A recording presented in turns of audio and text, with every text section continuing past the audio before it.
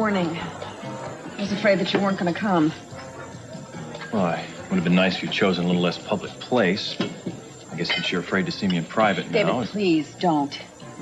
We have too much at stake right now to get bogged down with that.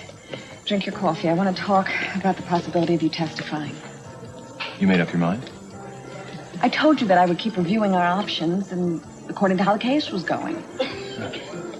And since it's going nowhere, you think, well, what have we got to lose, right? Boy, that's a real vote of confidence.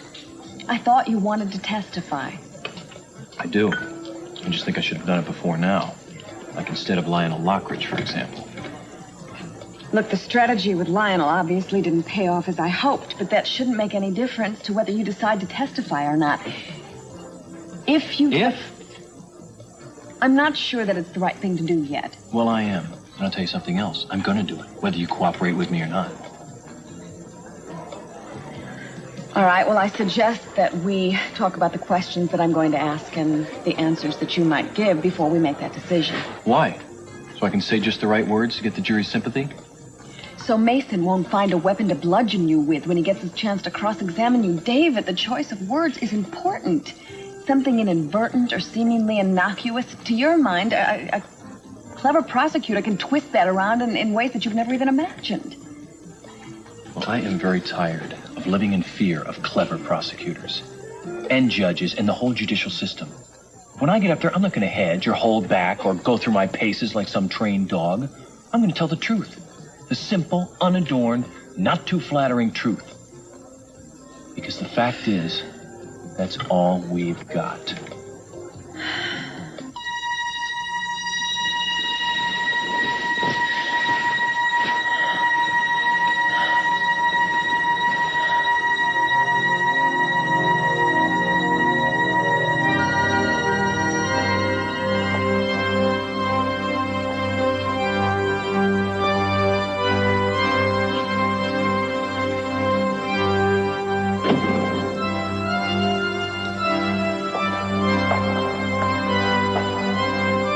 Ladies of the jury, it seems clear from the testimony that we heard that Mary Duval McCormick is indeed prepared to love, honor, and cherish Mason Catholic.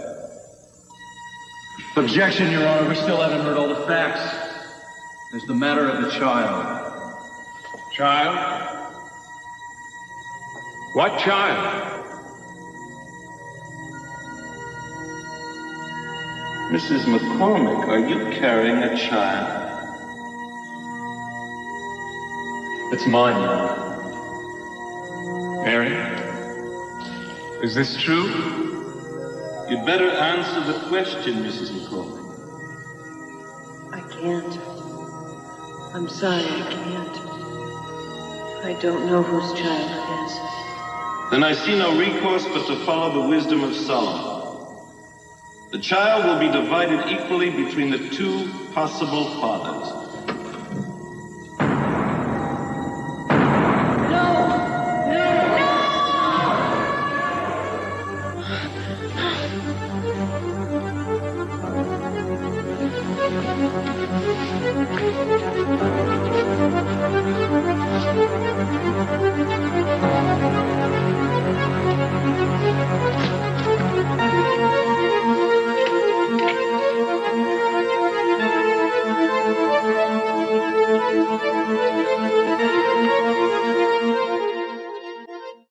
Don't you want to have visitors? Or do you have a family that lives close by to here? Alice? Alice, you better make your bed. Dr. Rawlings is coming down the hall. Come on. You don't want him to come in and see that your bed's unmade. Come on, we'll do it together. I'll help you. Come on.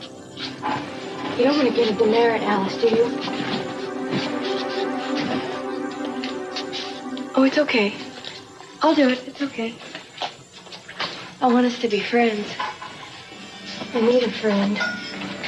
Don't you get lonely around here sometimes? I'm sorry. We don't have to talk if you don't want to. What are you doing, Kelly? Nothing. That's Alice's bed, not yours. You have your responsibilities, and Alice has hers. Do you understand? Yes. We're not doing Alice any favors by doing things for her. She has to learn to act on her own. That's how she'll get better. I'm going to have to give you 2 demerits, Kelly. That will remind you that what you think is helping is not really helping at all. Do you understand that? Say yes if you understand. Well, I was hoping you'd be able to communicate with your visitors today. What visitors? If you stop talking, I guess I'll have to ask them to come another time. Oh, who's coming? I've given permission for your mother and father to visit you later today. Does that please you, Kelly? Yes. If you learn to play by the rules, good things happen. No sitting on the bed after breakfast. You remember that rule? I'm sorry. I forgot. Alice.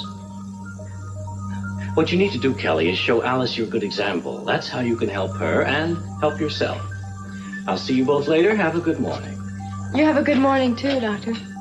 Well, thank you, Kelly. That's very nice.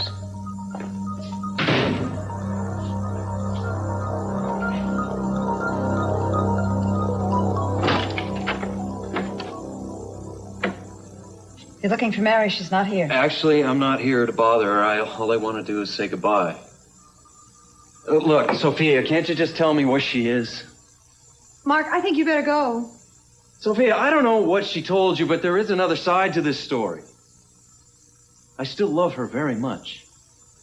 I always have. I could argue that with you, but I don't think there's any point in our discussing it. You trusted me, Sophia. You came to me once when you were too frightened to go to your own family. I tried to be more than a doctor to you. I tried to be a friend.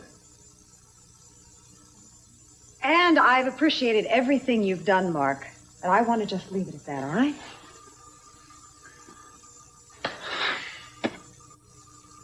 Well, I saw that you're scheduled for more radiation this afternoon. How's that going?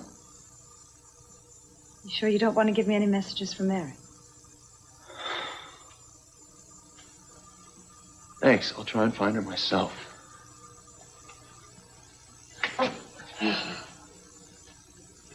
Sophia, I'm so glad I found you home. Gina, I'm sorry. I'm just going out the door. I'm going to see Kelly. Cece's picking Just me up. give me 1 minute. All right, Gina, 1 minute.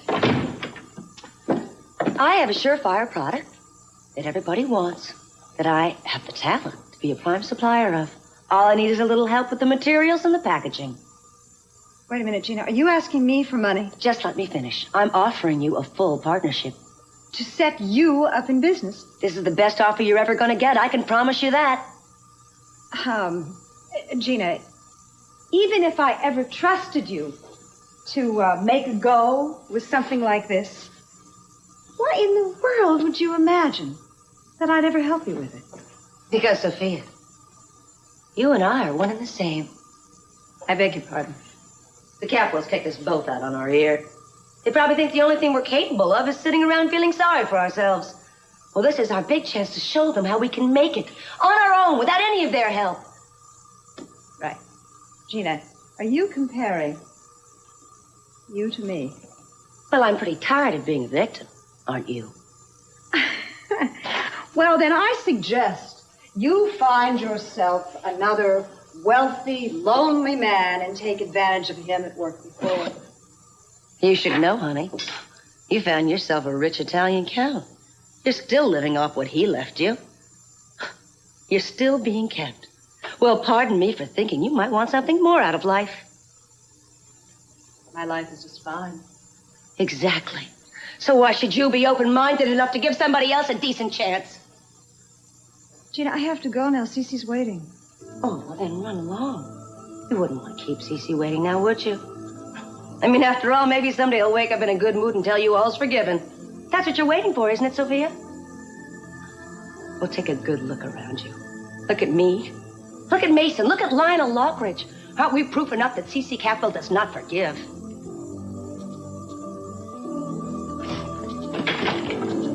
All right, Sophia, maybe I can't force you to help me, but there is one thing you could do for me that won't cost you a cent. What is that, Gina? Tell Kelly I've been thinking about her a lot lately. Then I'm going to visit her real soon.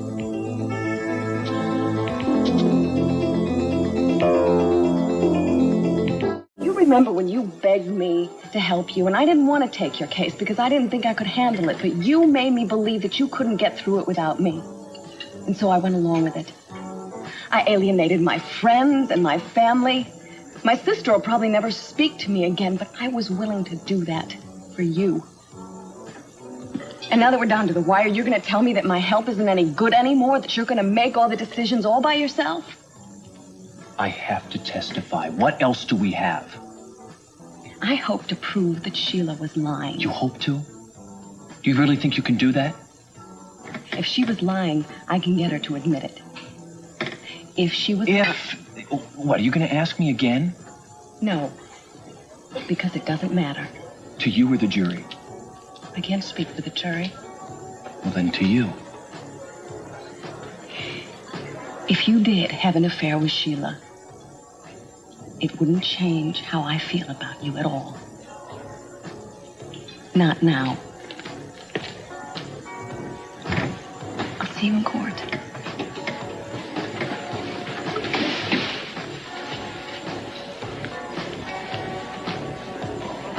Where did you ever find French toast? Well, all you had was stale bread out there, which is just perfect for French toast, and I needed exactly 1 egg, and you had exactly 1 egg. How'd I ever exist without you? Oh, you ate out a lot. So you think you can wrap things up at the trial today? I think so. I don't believe Julia has many more tricks up her sleeve. So you might come home tonight a winner. You gonna have a laurel wreath waiting for me? Yeah, either that or more French toast. You have a lot of stale bread out there. I love you.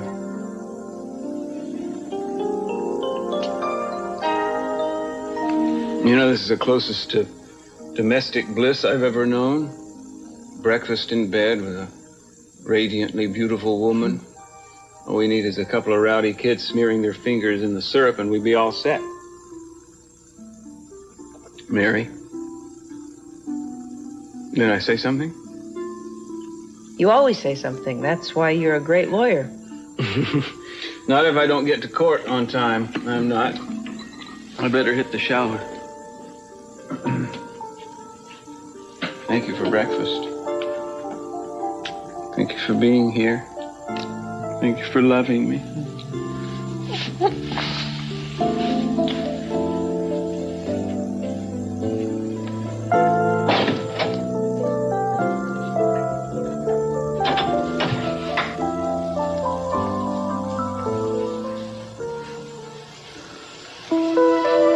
Positive.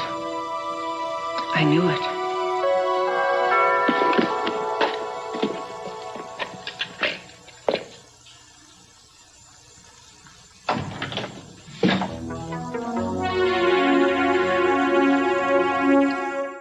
You're going back to your old practice? Yeah, I thought that'd be best for both of us. Mary, if I stay here, it's gonna be impossible not to run into you somewhere. Yeah. I don't think you want that. It's very considerate of you, Mark. Yeah, well, I did it more for myself than for you, actually. It's just too painful to see it with someone else.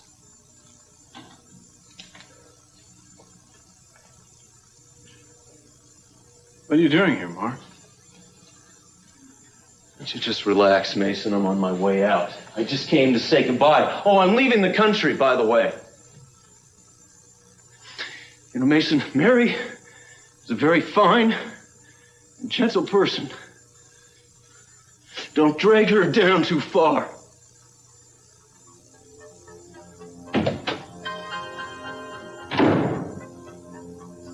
What's he doing here? He came by to give me the keys to the guest house and forwarding address.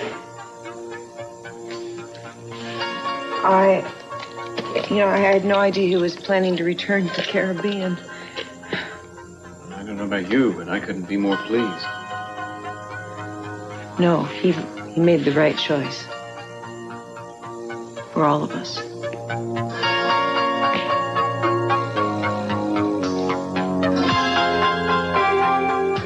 What do you think, Brandon? How do I look? You look nice. What about the cookies? How do they look? They look like cookies. Up this way. Brandon, I know you're going to be here. What in the world? I'm awfully glad you're here, Haley. Would you mind taking this picture for me? What do you think about the apron? Is it too much? No, wait. Tell me what's going on.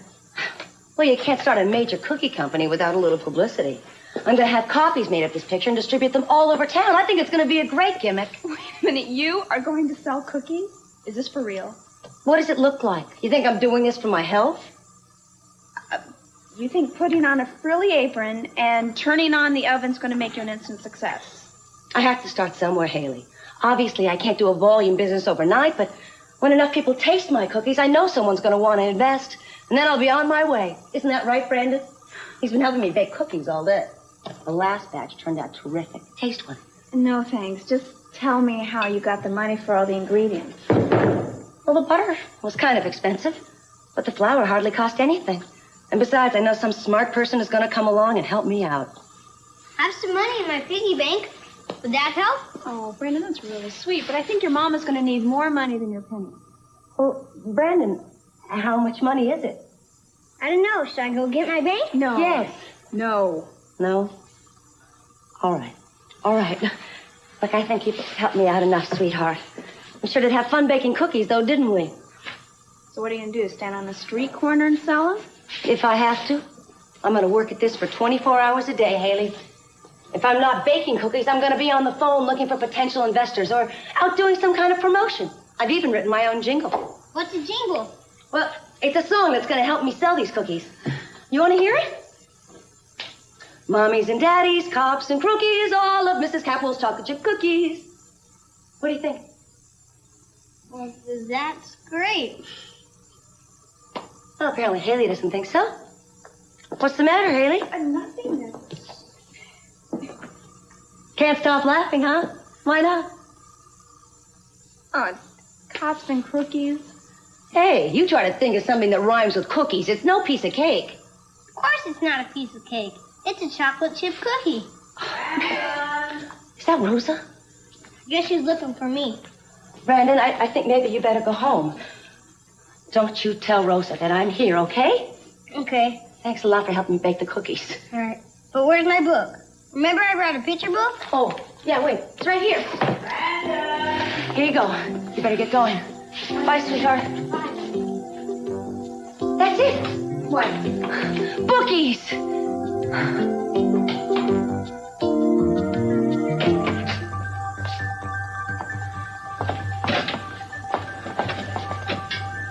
Kitten? Hi.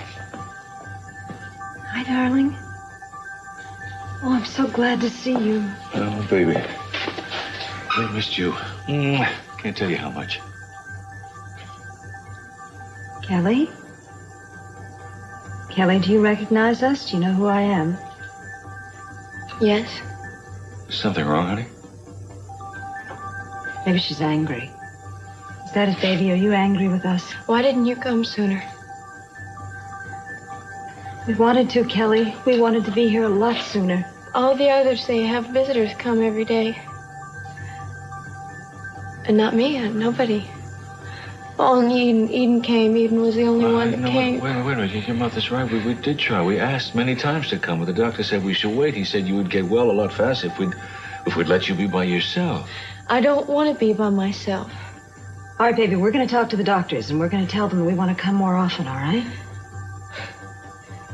Why did you keep me here? What did I do wrong? Oh, honey, listen, baby, listen to me. We're not punishing you for anything. You just need some help, and you got to give the chance to the doctors to give you that help. That's all. No. I hate them. And I hate Dr. Rawlings. I hate this place. I want to go home. Oh, Kelly, you're going to go home, darling. You're going to go home real soon, I promise you. Sorry to interrupt. Doctor. Nice to see you again. I know Kelly's been looking forward to your visit. Well, apparently she would like to have had us here a lot sooner.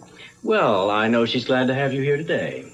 But I'm afraid I'm going to have to steal her away for a while. Now, why? There's a daily meeting that all the patients have to attend. Begins in 5 minutes. We just got here. Mrs. Armonti, group activity is an important part of rehabilitation, especially for patients like Kelly, who have a tendency to isolate themselves. Kelly, we've talked about this before. I want you to get to know the people here, and I want the people here to get to know you. Couldn't we skip the meeting just this once? I'll get a demerit. You get a what? The meeting won't last long. Afterwards, we give the patients their medications, and they're free to return to their rooms. You're welcome to wait here. Honey, we'll wait for you, honey. Baby, we're going to be right here, and when you come back, we're going to have a long talk, all right? No, I don't want you to stay. Honey, why not? Because things will be different afterwards. Why? What do you mean? No, I don't want you to see me. Not that way. Kelly, honey.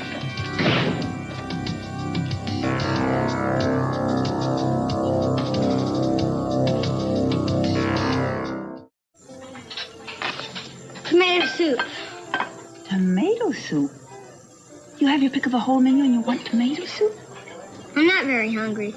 I hope you didn't eat those green apples out in the orchard. I told you they'd give you a tummy ache. I didn't eat any apples. Then what were you doing outside for so long? You were almost all the way to the Lockridge house. I was just taking a walk mostly. Okay. Don't you want to take your jacket off, sweetheart? It's pretty warm in here. I'll help you. Here. We'll just take it off and hang it over the back of the chair. And it'll... Hola. ¿Qué es esto? Galletas. Young man. This explains why you weren't hungry. Where did Brandon get these cookies? I know a lady who sells them. Who? Just a lady. They smell good. Mind if I have a taste?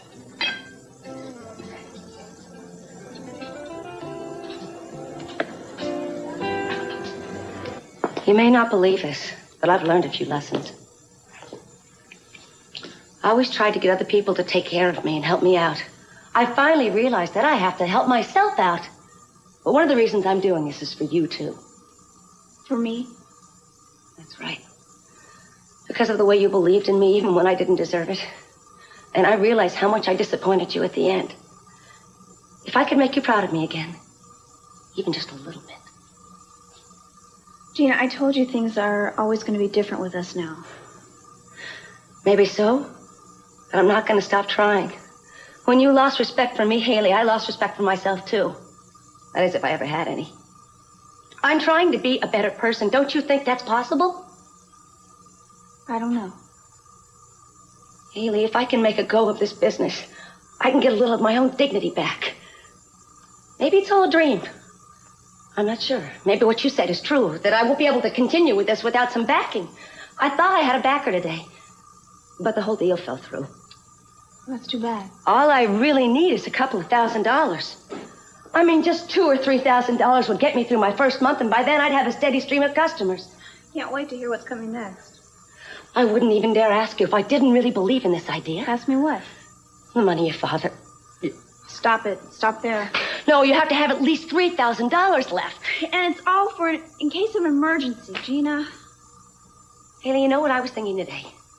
I was thinking about what Stan would do if he were still alive. If I asked him for this money, you know what? He'd give it to me. Because that's the kind of man my brother was, Stan, God bless him. He always told me to dream big dreams. And I know he'd want to help me make this one come true. All the money I have in the world. I'll give it back to you, Haley, plus 3 times the interest the bank is giving you. What if an emergency comes up? What if I need it? I'll liquidate everything and I'll give you the money back. I swear it. 3 times the interest? We can draw papers and everything. All right. All right. Did you say all right? It's just an investment, okay? No friendship, not a reconciliation, nothing. Just don't turn it into one, all right?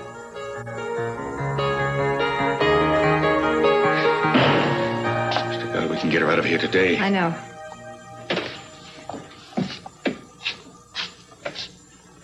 Hello? We're Kelly's parents.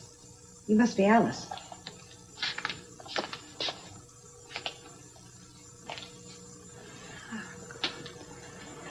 She doesn't even seem to know that we're here. No, poor girl. Hi, honey. Hi. Kelly? Kelly? Oh, my God. Cece, What did he say? That they were going to give her medication? Is that what Rawlings said? Yes. Baby girl, did you get a shot or a pill or something?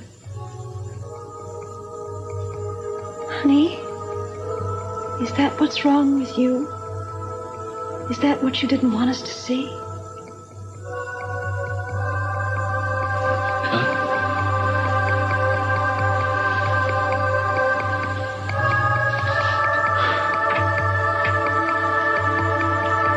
You may call your next witness, Miss Wainwright. Your Honor, the defense would like to call David Laurent to the stand. I love you very much.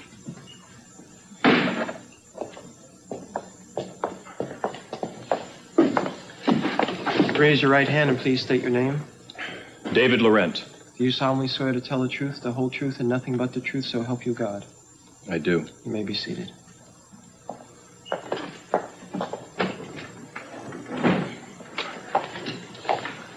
Mr. Laurent, will you tell the court how long you were married to Madeline Capwell? 6 years. It would have been 6 years in July. Did you kill your wife? No, I did not. Did you love your wife? No, not in the way a husband should. Well, I'm sure that there are different degrees of love, and these degrees can be... I didn't love her. Were you committed to her then? To her and to the marriage? I suppose you could say that. I wanted the marriage to succeed. But if I were to be honest, I would have to say that I kept up appearances because I was afraid to admit we'd made a mistake. I kept hoping things would get better, that I would somehow learn to love her the way she needed to be loved. But it didn't happen. Surely you felt some sort of fondness for your wife. I mean, even if you couldn't call it love. At times. At times I hated her. Your Honor, may I approach the bench? Mr. Capwell. Your Honor, I feel that I'm doing my client a disservice by letting him take the stand. A little late to realize that, isn't it? Oh, please, counsel. I ask that his testimony be struck and that my request to have him take the stand be rescinded. Well, now, just a minute. Counsel has had plenty of time to review her client's testimony. She should have been prepared for this. I don't see how she can now move to strike when she called him on her own volition. I will allow Miss Wainwright to advise her client that the character of his testimony may prove self-incriminating. In fact, I will inform the witness of that now.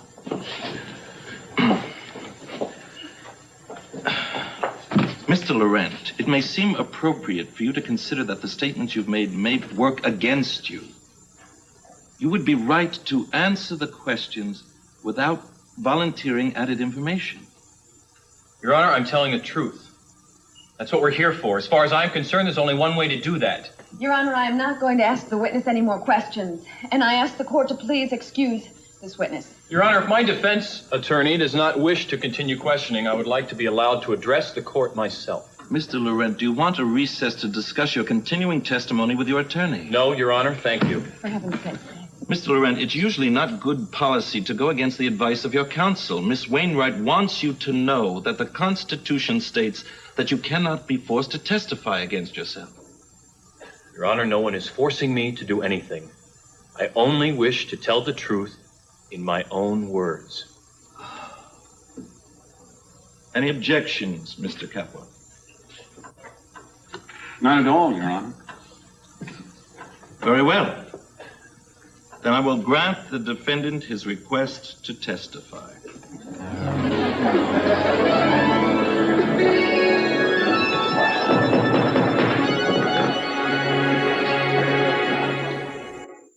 I came to Santa Barbara because I wanted to talk my wife out of a divorce. It's crazy, you know, and after all the things we'd been through, those were the last words I ever expected to hear from her. You see, I thought we were one of those modern couples who had an arrangement. I gave her all the freedom she wanted, kept quiet when I suspected indiscretions. Why would she want to leave me? I guess my pride was wounded. Not that I wanted to stop her, really, or even contest the divorce. I just wanted us to be honest with each other. So, the day before she was attacked, I met her at the bungalow, and I asked her why. Well, the first thing she did was accuse me of having an affair with Sheila Carlisle. I couldn't believe that. I mean, was she really going to try to blame this divorce on me with some trumped-up accusation? I told her the truth. There'd never been an affair with Sheila. And then I accused her of using that as a smokescreen to try to disguise the fact that she wanted to end the marriage for her own reasons. And she finally admitted that she found someone else who would be of use. Those were her words. Of use. Oh, she said I'd been very amusing and decorative, but never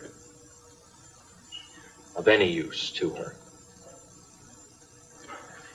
And then she had me look at an agreement she'd had drawn up where I was supposed to relinquish any claim to her family's assets. That hurt, because in all the time we'd been together, I never touched her money. I never had to. I always had enough of my own. She was insistent. She said her family was about to come into some huge windfall and that their wealth might double or even triple. She was afraid I might decide I wanted my cut. So she asked me to take the agreement with me and have my lawyer look at it. I did take it, but I didn't contact a lawyer. I suppose I could have made things hard on her, made her wait. But the next day, I decided to tell her I intended to sign. And I went back to the bungalow. That's when I found her. Somehow I knew, standing in the doorway, that by the position of her body, that something terrible had happened. I ran to her, I lifted her head, but that beautiful face was already empty of life. I held her face. I was so filled with rage. I mean, who could have done this? Why? I started to go for help, and then I remembered those papers, the agreement she wanted me to sign. I suddenly thought about the police finding me there and finding the agreement. They know that Madeline wanted a divorce, and they think I killed her to keep from signing that agreement. So I ran, okay? I was sick with shame, but I ran. I should have known every clumsy effort I made to cover my tracks would just make me look more guilty. But in a way, I was guilty. I didn't kill my wife, but by degrees, over the years, surely I destroyed the best that was in her.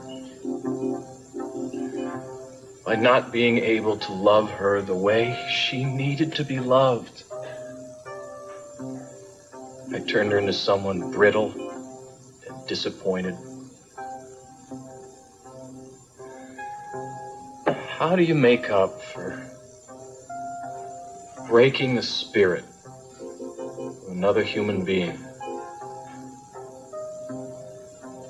For that, I will bear the blame the rest of my life. Thank you, Mr. Laurent. There'll be a short recess until 1 o'clock. Mr. Capwell, you can begin your cross-examination then.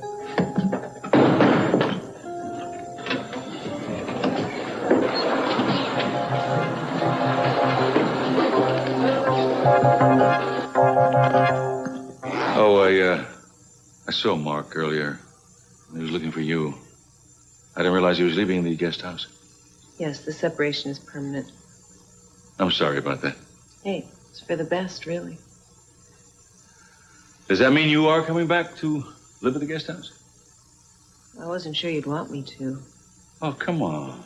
You're welcome. You know that anytime you want. Even if Mason is with me? Mason. Cece, he asked me to marry him as soon as my annulment goes through.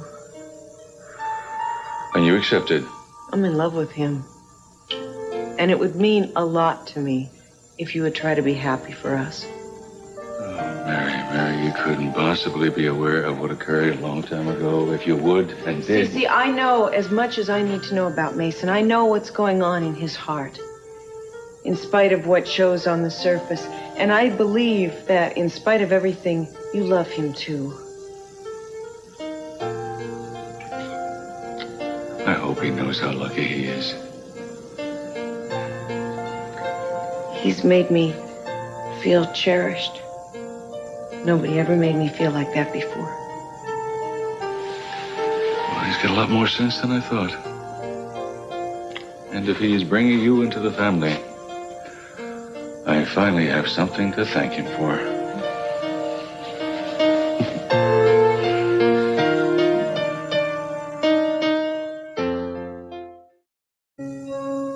Where's Mary? Went up to the courthouse. She wanted to see what was going on over there, and I'm going to go over there myself to see the afternoon session. Did you make your call?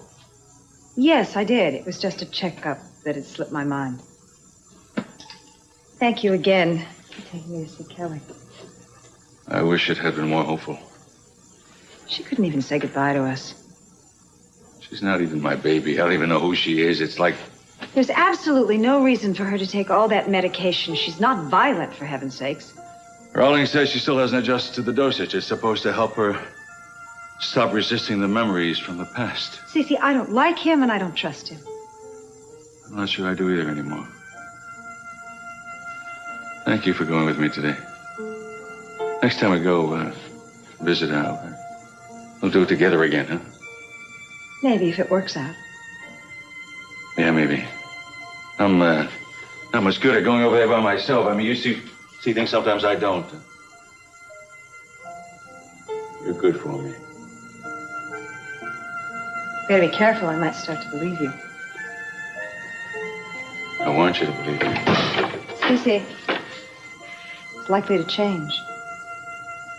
It usually does sooner or later.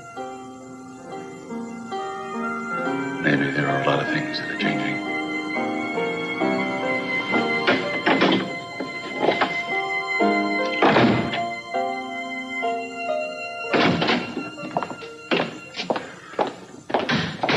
Well, I have to give you credit. For what?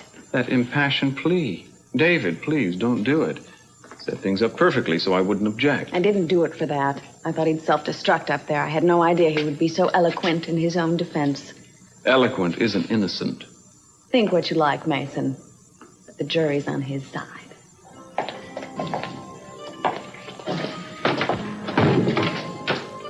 You were wonderful. And I was wrong about everything. No, you were just looking out for me. I love you for that. The jury was hanging on your every word. And so was I. I felt like I was hearing it for the first time. There were things I don't think I really knew myself till I said them. I am very proud of you. But it's not over yet. Mason's angry at being caught off guard, so he's going to be tougher than ever. I didn't believe a word of it. Do you think the jury did? More than I care to admit. Well, you'll take care of that when you start the cross-examination. You're not nervous, are you? Who, me? Nervous? All right, I'll give you something else to think about. I talked to your father today. Oh, and? And I told him about us. I bet he hauled out the confetti right then and there, didn't he? No, but he wasn't all that negative about it. He welcomed me into the family. That was more than he ever did for me. Mommy's, daddy's, coffees, bookies, all of Mrs. Capwell's cookies. They're fresh and light, and there's homemade baked paste in every bite. What are you doing? Why aren't you apprehending her, escorting her out of here? For what? For peddling without a license, that's what. I'm not peddling these. I'm just giving them away. Here, have a bag. But don't eat them all at once. You might ruin your dinner. There's a trial going on in here. There's a man's life at stake, and only you would be callous enough to try to use it for your own crass purpose. I didn't force anybody to take my picture, Cece. Don't you dare try to use my family name to sell your greasy little cookies, or I'll have you back in there for misrepresentation, you understand? Well, you be my guest, but it's my name, too, whether you like it or not. All rise.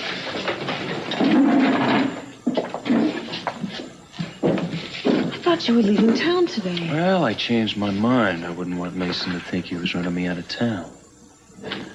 The court will come to order and the witness will resume his seat. Mr. Laurent, I'm sure I don't have to remind you that you're still under oath. Proceed. Well, Mr. Laurent, I'm sure I speak for all of us when I say how rare it is to hear a man bare his soul the way you did earlier in court today. I'm especially reminded of your description of entering the bungalow and then holding your dead wife in your arms. I ran to her, tried to lift her head, but that beautiful face was already empty of life. Isn't that what you said? As I recall, yeah. But in fact, your wife lived for 30 more hours. What made you decide that she was dead?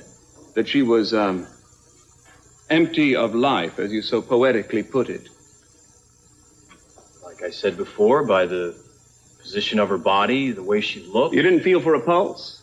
Of course I did. I couldn't find one. Look, didn't someone from the police testify that they couldn't find one either at first? It was very faint. Well, what about when you lifted up her head? You said that you lifted up her head and held her face very close to yours. Isn't that what you said? Yes. Well, shouldn't you have been able to detect her breathing? It seems to me that if you were holding her that close, you should have felt her breathing.